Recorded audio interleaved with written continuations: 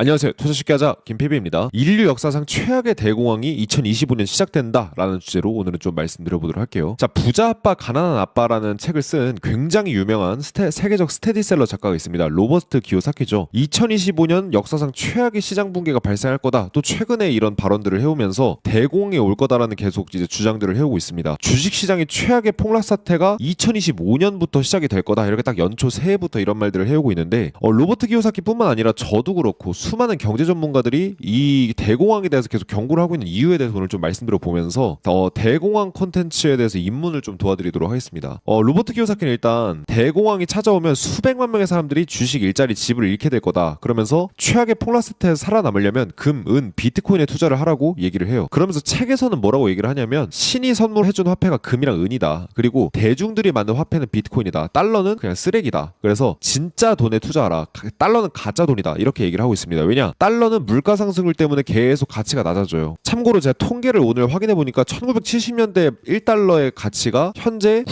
98%인가 가치가 증발해 있더라고요. 그러니까 달러를 갖고 있으면 장기적으로 무조건 손해입니다. 그러니까 금이든 은이든 비트코인이든 이렇게 진짜 돈에 투자를 하라 이런 식으로 얘기를 해요. 근데 이런 발언들을 몇 년 전부터 해왔는데 결과는 어떻게 됐냐? 실제로 금이랑 은이랑 지금 비트코인이 다 크게 상승을 했습니다. 그래서 로버트 기요사키의 의견이 좀 더 계속해서 사람들한테 주목을 받고 있어요. 현재 금 한 돈에 59만 원까지 높아졌거든요. 제가 얼마 전에 며칠 전에 금값을 조회했을 때가 55만 원이었고 저희 어머니 금은방에서 금 이제 반지 같은 거 금팔찌 맞춰드리려고 갔을 때 50만 원 초반대였어요. 금값이 굉장히 빠르게 높아지고 있거든요. 로버트 기요사키가 이런 주장을 한 이래로 금이랑 은, 비트코인이 전부 다 상승세를 보이고 있습니다. 그러다 보니까 많은 사람들이 로버트 기요사키가 또다시 이런 발언을 했을 때 주목을 할 수밖에 없다라는 거예요. 자, 그러면 로버트 기요사키가 도대체 왜 이렇게 대공황이 온다라는 걸까? 로버트 기요사키뿐 아니라 김PB도 그렇고 왜 많은 경제 전문가들이 대공황을 얘기하고 있는 걸까? 핵심을 말씀드리겠습니다. 자, 지금부터 굉장히 중요한 내용들을 말씀드릴 테니까 집중을 해주세요. 경제 성장률은 장기적으로 굉장히 이제 평평하게 우상향을 합니다. 근데 자산 가격은 절대 이렇게 움직이지가 않죠. 어떻게 움직이냐면 경제 성장률보다 더 크게 움직이기도 하고 더 악화되면서 움직이기도 합니다. 근데 시장의 비밀 중에 하나는 장기 자산 가격은 경제 성장률에 비해서 더 크게 성장을 하고 75년에서 100년에 되는 사이클이 이제 끝나게 되면은 어마어마한 폭락을 겪게 돼요. 90년 정도 전에 1929년 때쯤에 대공황이라는 게 우리한테 찾아왔었거든요. 그 대공황이 터진 지 이제 90년에서 100년이 지났습니다. 그 이래로 지금 또다시 이런 폭락장이 오려고 하는 이런 사이클에 닿아져 있는 상황인데 5년에서 8년에 한 번씩 또 조정이 발생해요. 금융위기, 닷컴 버블, 코로나 쇼크, 그 다음에 석유 파동이나 이제 SLA 크라이시스 이런 이제 다양한 크고 작은 위기들이 5년에서 8년에 한 번씩 터집니다. 통계적으로는. 이게 바로 전 세계에서 경제 분석으로 가장 많은 돈을 번 레이 달리오라는 이제 유명한 헤지펀드 매니저의 경제 이론이에요. 경제 성장률은 장기적으로 평평하게 우상향을 하는데 자산 가격은 그렇지 않습니다. 계속 이제 경제에 비해서 더 크게 자산 가격이 올라가기도 하고 떨어지기도 해요. 그러니까 너무 많이 올라갔으면 떨어지겠죠. 근데 지금 딱 이 상황일 가능성이 크다라는 거죠. 그래서 우리가 이제 경제 시스템을 보게 되면 무질서해 보이고 불규칙해 보이지만 랜덤워크 이론이라는 게 있을 정도로 무질서해 보이지만 그 속에서 질서와 규칙과 룰이 존재한다라는 말씀을 드리는 거고 이걸 아는 사람들만이 떼돈을 벌어들이는 거죠. 이 경제랑 경제 시스템 안에서. 그래서 영원한 상승도 영원한 하락도 없습니다. 모든 종목이든 모든 시장이든 다 마찬가지예요. 그러면 우리가 그렇다라고 한다면 우리는 현재 어디에 있을까? 아마 이 꼭대기 지점 부근에 있을 확률이 제일 높습니다. 왜 그럴까? 이걸 지금부터 말씀드릴 거예요. 그러니까 장기 자산 가격이 너무나도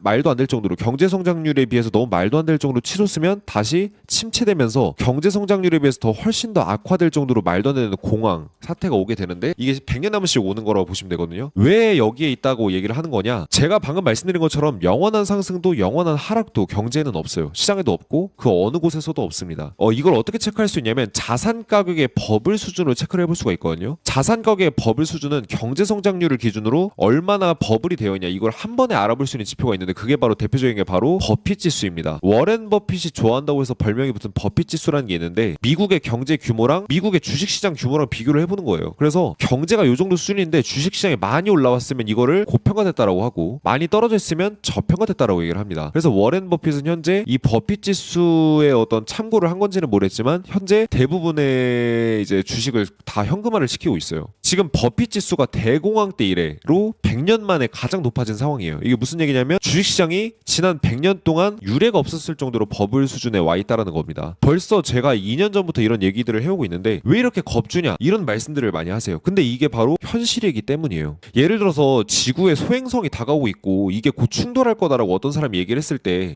이 말이 근거가 있냐 아니냐 그거는 역사적인 과학이랑 데이터랑 통계를 바탕으로 이 사람이 설명해 주는 걸 보고 데이터만 보고 판단하면 되잖아요. 이 사람을 신뢰할 게 아니라 그런 것처럼 저를 믿어달라고 말씀드리지 않을 테니까 제가 보여드리는 제시해드리는 이런 데이터들을 보고 여러분들이 생각을 해주셨으면 하는 바람이에요. 그리고 또 어떤 분들은 이렇게 얘기를 해요. 너는 비관론자다. 자꾸 시장 떨어진다는 얘기만 한다. 비관론자는 명예를 얻지만 낙관론자는 돈을 번다. 이런 식으로 저를 조롱하는 사람도 있습니다. 근데 사실 그러한 낙관론자들이 99.99%가 단번에 멸종해버리는 시기가 바로 대공황이에요. 대공황은 3년 동안 무려 지수가 89%가 빠졌습니다. 2022년에 지수가 30%대 빠졌거든요. 나스닥이. 이때 엔비디아가 70%, 비트코인 70%대 빠졌어요. 많은 종목들이 마이너스 90%까지 간 종목들도 있거든요. 기술주들이. 이런 지수가 30%만 빠져도 이런 재앙이 발생을 합니다. 근데 지수가 89% 빠지면 도대체 무슨 일이 벌어질까요? 참고로 대공황 때는 많은 종목들이 대부분의 종목들이 상장 폐지가 됐습니다. 너무나 최악의 상황이었죠. 전 세계 모든 미국에 있는 전국에 있는 모든 은행들이 문을 닫을 정도였는데 워렌 버핏마저도 지금 투자의 귀재인 워렌 버핏도 현금 보유량이 역대 최대예요. 그러니까 말해서 뭐 하겠습니까? 투자의 가장 귀재가 지금 현금 보유량을 늘리고 있는데 그렇죠? 자 근데 저는 그럼에도 불구하고 로버트 기요사키가 대공황을 주장하고 있어요. 하지만 세부적인 이론은 좀 달라요. 로버트 기요사키는 대공황이 올 거니까 금은 비트코인을 몰빵하라고 하지만 저는 그 부분에 완전 동의하지는 않습니다. 왜 그러냐면 왜 기요사키가 금에 대해 현재 금을 포함한 원자재와 미국 주식을 이제 통계를 보게 되면 데이터가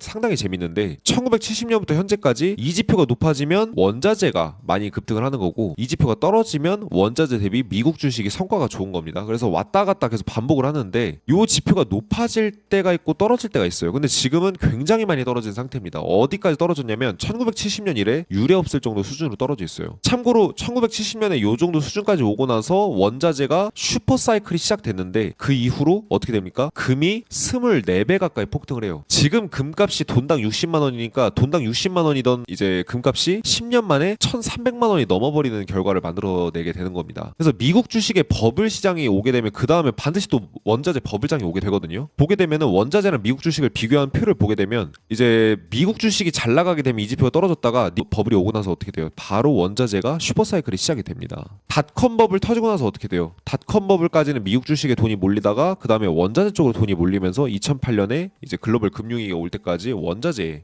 붐이 오게 되죠. 그래서 그간 찍혀져 나온 돈들이 전부 다 미국 주식으로 갔다가 이제는 원자재 쪽으로 갈 때가 됐다라는 취지의 어떤 이제 데이터라고 보시면 될 것 같아요. 그런 것들을 고려해봤을 때 아직도 원자재가 초저평가 단계래요. 지금 금값이 이렇게 높아지고 있는데 이게 아직도 초저평가 단계라고 이제 데이터들은 얘기를 하고 있습니다. 근데 그럼에도 불구하고 원자재랑 미국 주식이랑만 비교해볼 게 아니라 원자재랑 물가 상승률이랑 또 비교를 해보면 이 지표가 높아지면 금값이 물가 대비해서 올라가는 거고요. 이 지표가 떨어지면 금이랑 물가랑 비교해봤을 때 물가가 더 높아지는 거거든요. 근데 지금 물가에 비해서 금이 상당히 고평가된 상황이에요. 즉 이 정도면은 사실은 1970년대 당시에 이제 금값이 폭등했던 때보다 훨씬 더 높습니다. 그리고 물가 대비해서 금이 너무나 많이 올랐다는 데이터 또한 존재하기 때문에 제가 봐서 주목을 받아야 된다고 저는 생각하는 입장이거든요. 근데 자 지금 이 데이터를 보시면 좀 재밌는 게 있습니다. 로버트 기요사키는 금이랑 은이랑 비트코인을 사라고 하잖아요. 근데 비트코인은 사실 로버트 기요사키가 말한 대로 대공황이 와서 미국 주식이 부셔지게 되면 비트코인도 폭락할 가능성이 높습니다. 통계적으로는. 왜 그러냐? 미국 주식이 떨어지면은 비트코인도 떨어지고요. 미국 주식이 올라가면은 비트코인도 올라가요. 둘은 기본적으로 같은 방향성을 갖고 움직이고 2020년 코로나 쇼크 때 미국 주식이 폭락했을 때 비트코인도 같이 폭락을 했습니다. 비트코인은 이제 태어난 지 16살짜리예요. 중3짜리한테 여러분들의 일생일대의 기회와 여러분들 최고의 위기가 닥칠 그런 이제 여러분들의 어떤 그런 위기이자 기회를 16살짜리한테 맡긴다고 생각해보세요. 어떠신가요? 비트코인은 우리한테는 그런 존재라는 겁니다. 굉장히 유망한 자산일 수 있지만 동시에 아직 뭔가 통계적으로 검증이 안 됐어요. 그렇기 때문에 경제 위기를 대비하는 자산으로는 글쎄요. 로버트 기요사키의 의견에 좀 동의하기는 저는 힘들다라고 봐요. 그러면은 이제 많은 분들이 제가 이렇게 뭐 앞으로 경제 위기 온다, 대공황이 온다 뭐 이렇게 얘기를 하면 100% 이렇게